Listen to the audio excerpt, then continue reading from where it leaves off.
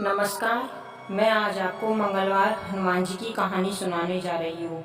मान्यता है कि जन्म हनुमान जी का जन्म मंगलवार को हुआ था। इस कारण मंगलवार के दिन इनकी विशेष पूजा अर्चना की जाती है। अगर आपने मेरे चैनल को सब्सक्राइब नहीं किया है तो अभी मेरे चैनल को सब्सक्राइब करें। एक समय की बात है, एक पंडित जी रामायण की कथा सुना रहे थे। सभी भक्त आते और आनंद के साथ जाते। पंडित जी का नियम था, रोज कथा करते उससे पहले कहते, आइए हनुमत जी विराजिए, और हनुमान जी को याद करते और फिर कथा करते थे। एक वकील साहब रोज कथा सुनने आते। वकील साहब बड़े भक्ति भाव से रामायण कथा सुनते। एक दिन वकील साहब जी कहने लगे कि महाराज जी, आप रोज आइए हनुमत जी विराजिए कहते हैं, तो क्या हनुमत जी सचमुच आते हैं? तब पंडित जी ने कहा, यह मेरा मत है कि जहाँ रामायण होती हो वहाँ हनुमान जी अवश्य पधारते हैं।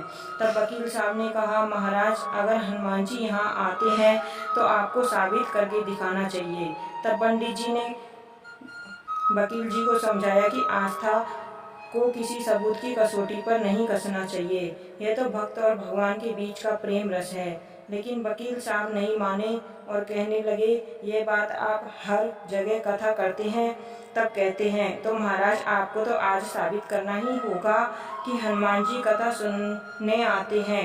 इस तरह दोनों के बीच वाद विवाद होता रहा। तब हारकर पंडित जी ने कहा, हनुमान जी आते हैं या नहीं इसका सबूत मैं कल दिखाऊंगा, और जिस गद्दी पर हनुमान जी को विराजमान होने को कहता हूँ उस गद्दी को आज अपने घर ले जाएं और कल अपने साथ इस गद्दी को लेकर आना, और फिर कल मैं गद्दी को यहाँ रखूँगा और कथा से पहले हनुमान जी को बुलाऊँगा, और फिर आप गद्दी को ऊंची करना।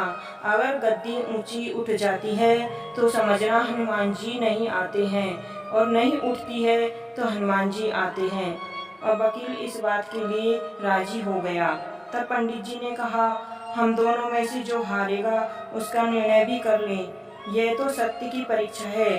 तब वकील साहब बोले, अगर मैं गद्दी ना उठा सका तो वकालत छोड़ दूंगा और आपसे दीक्षा ले लूँगा।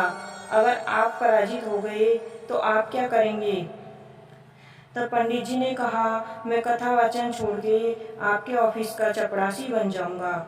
अगले दिन कथा पंडाल में भारी भीड़ हुई। जो लोग रोज कथा नहीं सुनने आते थे वो भी भक्ति और प्रेम के विश्वास की परीक्षा देखने आए। मंदिर में काफी भीड़ हो गई। पंडाल पूरा भर गया। तब गद्दी रखी गई। पंडित जी ने सजल नेत्रों से मंगलाचरण किया और फिर बोले, आइए हनुमत जी विराजिए। और ऐसा बोलते ही पंडित जी की आंखों में आंसू आ गए और पंडित जी मन ही मन बोले, प्रभु, आज मेरा प्रश्न नहीं अपितु रघुकुल रीति का सवाल है। मैं तो एक साधारण मनुष्य हूँ, मेरी भक्ति और आस्था की लाज रखना।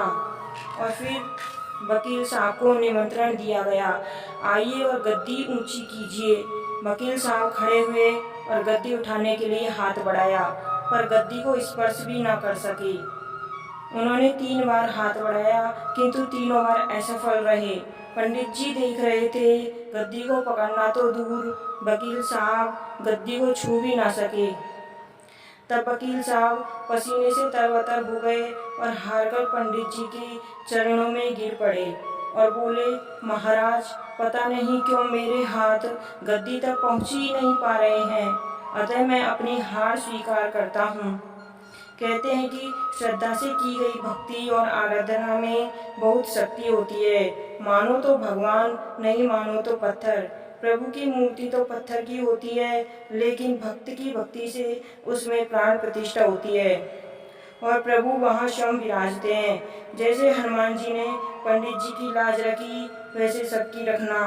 तो प्रेम से बोलो, हनुमान जी महाराज की जय। भगवान आपकी सभी मनोकामनाएं पूरी करें। अगर आपको मेरी कहानी अच्छी लगी हो तो मुझे लाइक करें, सब्सक्राइब करें और कहानी को शेयर करें। धन्यवाद। आपका दिन शुभ हो।